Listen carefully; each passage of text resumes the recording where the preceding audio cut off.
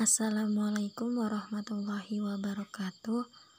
Kami dari kelompok 3 yang beranggotakan Evita Susanti dengan NPM 20101020046, Nurmega Fauzia dengan NPM 20101020050, Rani Muftihati dengan NPM 20101020051, dan Muhammad Anandito dengan NPM 20101020059. Kami akan menjelaskan tentang perencanaan auditing. Pengertian perencana audit atau audit plan. Standar pelaksanaan pekerjaan lapangan adalah mengharuskan perencanaan yang sebaik-baiknya dalam setiap penugasan audit. Oleh sebab itu, tahap perencanaan audit merupakan tahap yang mau tidak mau harus mendapat perhatian yang serius dari auditor. Tahap perencanaan audit merupakan suatu tahap yang vital dalam audit. Kesuksesan audit sangat ditentukan oleh perencanaan audit secara matang. Perencanaan audit sangat dipengaruhi informasi yang diperoleh dalam tahap pertimbangan penerimaan petugasan audit. Auditor perlu mempertimbangkan informasi mengenai integritas manajemen, kekeliruan dan ketidakberesan, dan pelanggaran hukum klien dalam merencanakan audit luas, dan kelengkapan perencanaan sangat bergantung pada 1. Ukuran dan kompleksitas perusahaan klien, 2. Pengalaman auditor dengan klien, 3. Pengetahuan dari kemampuan auditor beserta seluruh stafnya. Langkah-langkah perencanaan dari suatu kegiatan mungkin dapat berbeda dari satu orang dengan orang lain. Dalam buku ini dikemukakan ada 6 langkah yang dilakukan dalam perencanaan audit, yaitu 1. Menghimpun pemahaman bisnis klien dan industri klien, 2. Melakukan prosedur analitis, 3. Melakukan penilaian awal terhadap materialitas, 4. Menilai resiko audit, 5. Mengembangkan strategi audit pendahuluan untuk asersi-asersi yang signifikan, menghimpun pemahaman struktur pengendalian intern klien. Menghimpun pemahaman bisnis klien dan industri klien. Penghimpunan pemahaman bisnis dan industri klien dilakukan dengan tujuan untuk mendukung perencanaan audit yang dilakukan auditor. Pemahaman kejadian, transaksi, dan praktik yang berpengaruh signifikan atas laporan keuangan harus dihimpun oleh auditor. Pemahaman tersebut akan digunakan untuk merencanakan lingkup audit, memperkirakan masalah-masalah yang mungkin timbul, dan menentukan atau memodifikasi prosedur audit yang direncanakan. Hal-hal yang berkaitan dengan bisnis dan industri klien perlu dipahami auditor sebagai berikut. A. Jenis bisnis dan produk klien. B. Lokasi dan karakteristik operasi klien seperti metode produksi dan pemasaran. C. Jenis dan karakteristik industri. Hal ini menentukan sensitivitas bisnis klien terhadap perubahan kondisi ekonomi. Kebijakan dan praktik industri sangat berdampak kepada kelangsungan usaha klien. D.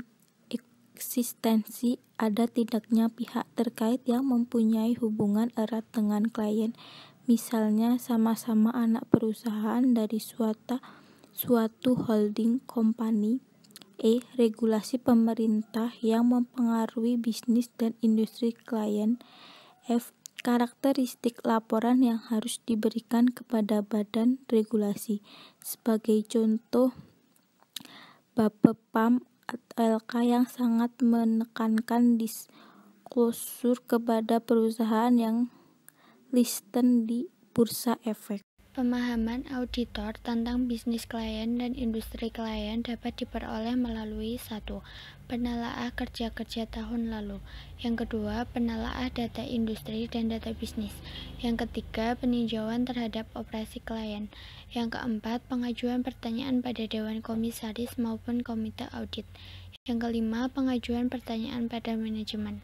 Dan yang keenam, penentuan keberadaan hubungan ekonomis perusahaan klien dengan perusahaan lain dalam satu kelompok usaha.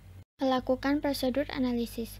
Prosedur analitis adalah pengevaluasian informasi keuangan yang dibuat dengan mempelajari hubungan-hubungan yang masuk akal antara data keuangan dan data non-keuangan. Prosedur analitis dapat dilakukan dengan metode perbandingan sederhana sampai model statistik dan matematis yang rumit dan kompleks. Prosedur analitis dilakukan dalam 3 tahap audit, yaitu 1. Tahap perencanaan. Dalam tahap perencanaan, prosedur analitis berguna untuk membantu auditor merencanakan sifat, penentuan waktu, dan luas prosedur audit. Yang kedua, tahap pengujian atau tahap pekerjaan lapangan. Dalam tahap pekerjaan lapangan, prosedur analitis merupakan prosedur audit yang opsional.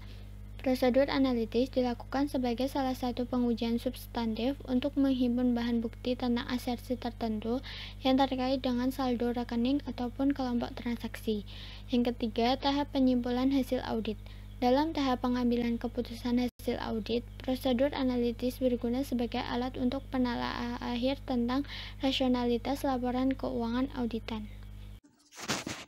Dalam PSA nomor 22 seksi 329 par 06 dikemukakan bahwa prosedur analitis dalam perencanaan audit harus ditunjukkan untuk 1. Meningkatkan pemahaman auditor atas bisnis klien dan transaksi atau peristiwa yang terjadi sejak tanggal audit terakhir. 2. Mengidentifikasi bidang yang dikemungkinkan mencerminkan resiko tertentu yang bersangkutan dengan audit. Jadi, tujuan prosedur ini adalah untuk mengidentifikasi hal-hal seperti adanya transaksi dan peristiwa yang tidak bisa jumlah, rasio, serta tren yang dapat menunjukkan masalah yang berhubungan dengan laporan keuangan dan perencanaan audit. 6 langkah yang harus dilakukan auditor dalam melakukan prosedur analitis, yaitu 1. Mengidentifikasi perhitungan dan perbandingan yang akan dibuat. 2. Mengembangkan ekspektasi. 3. Melakukan perhitungan dan perbandingan. 4. Menganalisis data. 5. Menyelidiki perbedaan atau penyimpangan yang tidak diharapkan yang disignifikan. Menentukan pengaruh perbedaan atau penyimpangan atas perencanaan audit. Sekian dari kelompok kami. Apabila ada salah kata, saya mohon maaf sebesar-besarnya. Wassalamualaikum warahmatullahi wabarakatuh.